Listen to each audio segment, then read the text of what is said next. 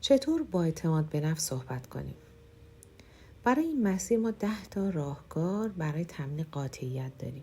درس اول، هر کلمه اهمیت داره. یعنی چی؟ با انتخاب دقیق کلمات و حذف واژه‌هایی که مردد کننده است، مثل فقط، کلمات هم خودمون رو میتونیم مستقیم و قاطع کنیم. درس دوم، به خودمون ثابت کنیم کاری که قصد انجامشو داریم با صدای بلند بگیم و سپس اون رو انجام بدیم تا هماهنگی بین حرف و عملمون اعتماد به نفس ما رو بسازه. درس سوم، خواسته های خودمون رو بدون عذرخواهی بیان کنیم. مثل یک وکیل از خودمون دفاع کنیم. خواسته هامون رو صریحاً اینجوری بگیم: من میخواهم. به این صورت خواسته هامون رو بیان کنیم و از عذرخواهی‌ها که اصلا ضروری نیستن باید بپرهیزیم.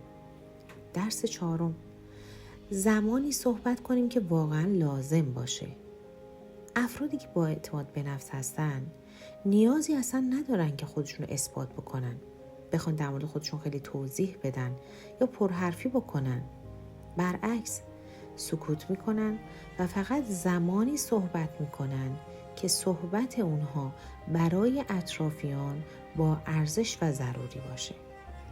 درس پنجم، کمگویی و گزیده گویی.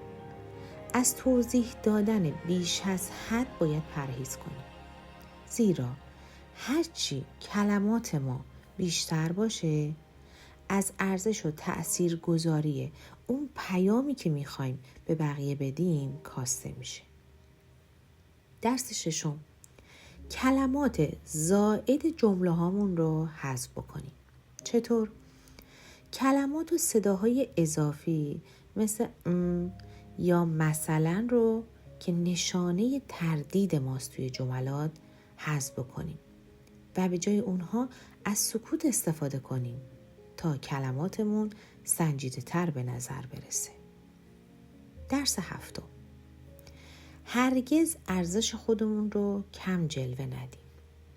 از بکار بردن عبارت‌هایی که ارزش ما رو پایین میاره، مثلا شاید منم اشتباه میکنم، نمیدونم، شاید منم اینجا متوجه نبودم، شاید منم اشتباه این کار رو انجام دادم.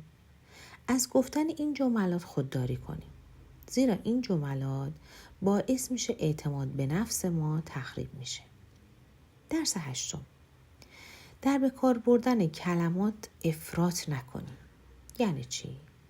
قیدها و عبارتهای تضعیف کننده‌ای مثل در واقع، اساساً و فقط رو از جملات خودمون حذف بکنیم تا بتونیم اون پیام خودمون رو مستقیم و قدرتمند بیان بکنیم.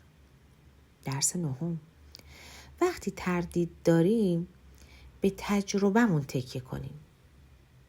وقتی که پاسخ سوالی رو نمیدونیم بیایم رو تجربه‌های گذشتمون.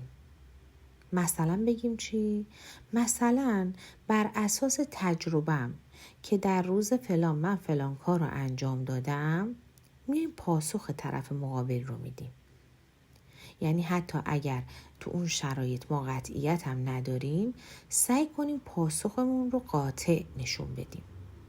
درس دهم، بگوییم مطمئنم.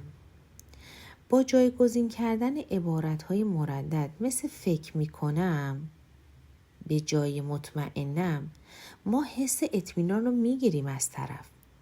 پس بیایم چیکار کنیم؟ به جای اینکه تو جملاتمون بگیم نمیدونم، فکر میکنم، به جاش بگیم مطمئنم و این حس اطمینان و قطعیت رو به مخاطب خودمون بدیم.